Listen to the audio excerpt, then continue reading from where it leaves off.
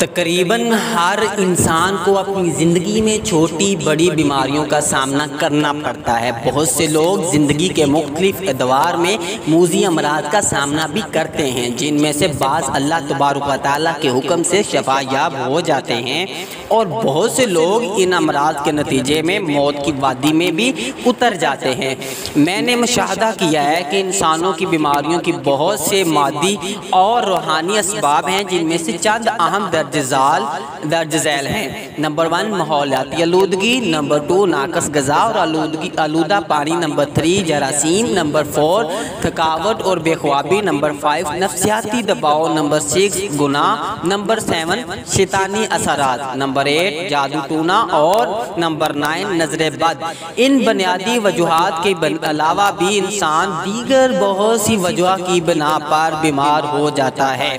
مختلف طبی مکاتب فکر ایک عرصے سے انسانیت کو بیماریوں سے بچانے کے لیے اپنے علم اور فن کی روشنی میں کوشاں ہیں۔ اس وقت دنیا میں ایلوپیتھک، ہومیوپیتھک اور حکمت کے ماہرین اپنے اپنے انداز میں بیماریوں کے علاج کے لیے جستجو کرتے رہتے ہیں۔ بہت سے لوگوں کو معالجین کی اس جدوجہد کے نتیجے میں اللہ کے حکم سے شفا حاصل ہو جاتی ہے، جبکہ بہت سے مریض تو طویل عرصے تک بیمار رہتے ہیں، اور کئی مریض ان بیماریوں کے نتیجے میں دنیا سے کوچ بھی کر جاتے ہیں۔ جہاں پر علاج اور معالجے کی ان مکاتب نے انسانوں کی بیماریوں کا علاج کرنے کی کوشش کی ہے، وہیں پر کتاب و سنت کا مطالعہ کرنے کے بعد یہ بات معلوم ہوتی ہے کہ کتاب و سنت میں بھی بہت سی ایسی روحانی اور مادی تدابیر کو بتلایا گیا ہے، جن میں عمل پیرا ہو کر انسان بیماریوں سے نجات حاصل کر سکتا ہے۔ کتاب و سنت میں بیماریوں اور تکالیف سے نجات حاصل کرنے کے لیے جو مختلف تدابیر بیان کی گئی ہیں، ان میں سے بعض اہم درج ذیل ہیں۔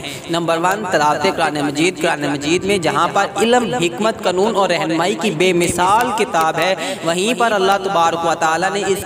کی تعلیمات اور تلاوت میں انسانوں کی بیماریوں کا علاج بھی رکھا ہے۔ اللہ تبارک و تعالیٰ سورہ بنی اسرائیل کی آیت نمبر 82 میں ارشاد فرماتے ہیں، اور ہم نازل کرتے ہیں قرآن مجید میں سے وہ کچھ جو کہ وہ شفا اور رحمت ہے ایمان والوں کے لیے، اور نہیں وہ زیادہ کرتا ظالموں کو مگر خسارے میں۔ اسی طرح سورہ یونس کی آیت نمبر 57 میں ارشاد ہوا، اے لوگو یقیناً آ چکی تمہارے پاس نصیحت تمہارے رب کی طرف سے، اور شفا ہے اس بیماری کی جو سینوں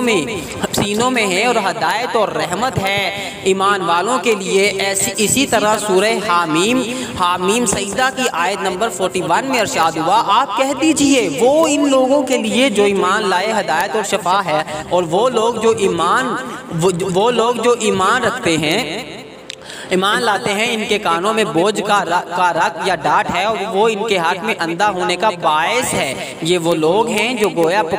پکارے جاتے ہیں دور جگہ سے۔ ویسے تو سارا قرآن مجید ہی شفا ہے، لیکن خصوصیت سے سورہ فاتحہ، آیت الکرسی، سورہ بقرہ، اس کی وہ آخری آیات اور تینوں کل میں غیر معمولی شفائیہ اثرات موجود ہیں۔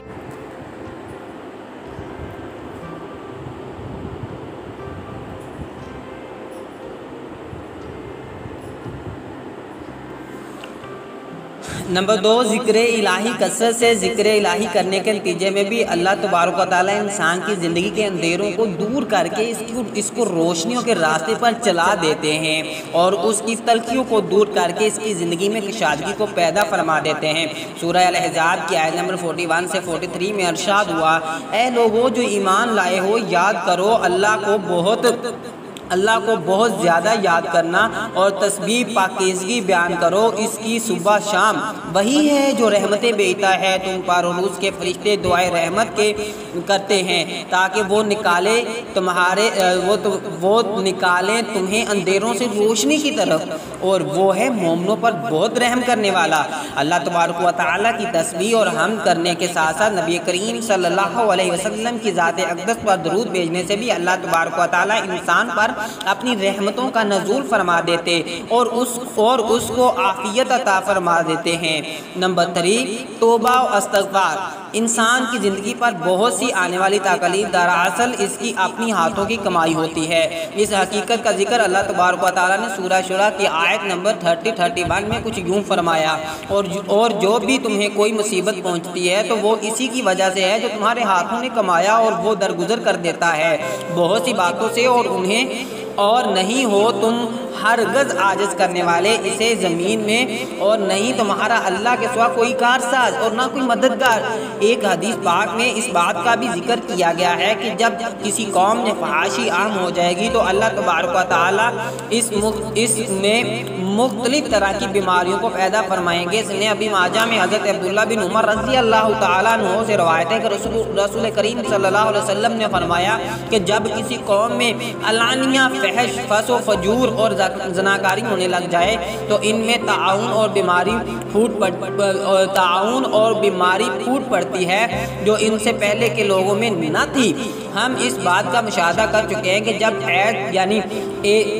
HIV کا وائرس بھی اگر دنیا میں پھیلا تو اس کی بہت بڑی وجوہات میں انسانوں کا بدکرداری اور فحاشی کے راستے کو اختیار کرنا تھا۔ چنانچہ اگر ہم چاہتے ہیں کہ ہماری زندگی سے اللہ تبارک و تعالیٰ بیماریوں کو دور فرما دیں تو ہمیں کثرت سے توبہ استغفار کرنی چاہیے اور ان تمام کاموں سے اعتراض کرنا چاہیے جو اللہ تبارک و تعالیٰ کی ناراضگی کا سبب ہوں۔ نمبر 4 تقویٰ۔ جب کوئی شخص اللہ تبارک و تعالیٰ کے خوف سے، گناہوں سے پاک زندگی گزارنا شروع کر دیتا ہے تو اللہ تبارک و تعالیٰ اس کی تمام تنگیوں کو دور فرما دیتے ہیں۔ سورہ طلاق کو آیت نمبر 2 میں اللہ تبارک و تعالیٰ فرماتے ہیں، اور جو اللہ سے ڈرتا ہے تو وہ بنا دیتا ہے اس کے لیے مشکلات سے نکلنے کا کوئی راستہ۔ نمبر 5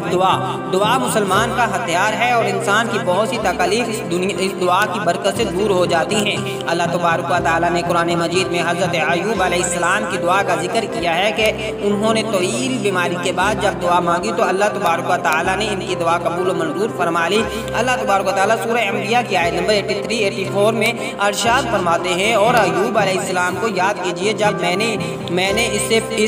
جب اس نے پکارا اپنے رب کو کہ بے شک میں پہنچی ہے مجھے تکلیف، اور تو سب سے زیادہ رحم کرنے والا ہے رحم کرنے والوں میں، تو ہم نے دعا قبول کر لی، اس کی پس ہم نے دور کر دی جو اس کو تکلیف تھی، اور ہم نے دیے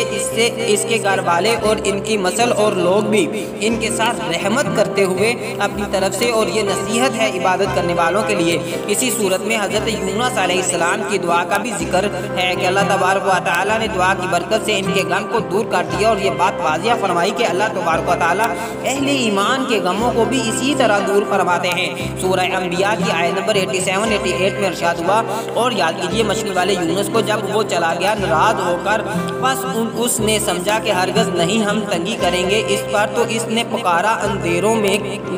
میں کہ کوئی معبود نہیں تیرے سوا، تو پاک ہے، بے شک میں ہی ہوں ظالموں میں۔ تو ہم نے دعا قبول کر دی اور ہم نے نجات دی اسے غم سے، اسی طرح ہم نجات دیتے ہیں ایمان والوں کو۔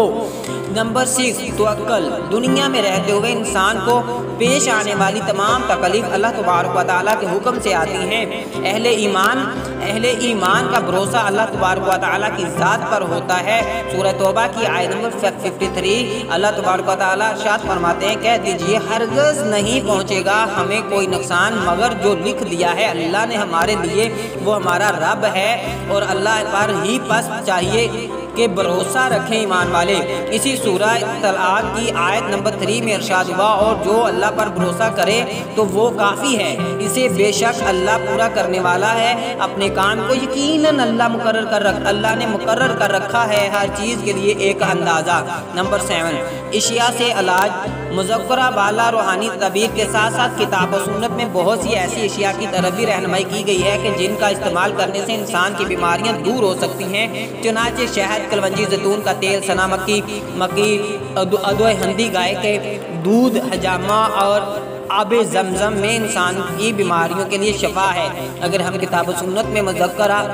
مذکر ان روحانی اور مادی تدابیر کو اختیار کریں تو اللہ تبارک و تعالیٰ یقیناً ہماری بیماریوں کو دور فرما سکتے ہیں۔ چنانچہ ہمیں علاج کے لیے جدید مکاتب فکر کے ساتھ ساتھ کتاب و سنت میں مذکر وظائف اور مادی رہنمائی سے بھی استفادہ کرنا چاہیے، اور اس سے اپنی بیماریوں کو دور کرنے کی کوشش کرنی چاہیے۔ ان ایام میں کرونا وائرس کی وبا نے پوری دنیا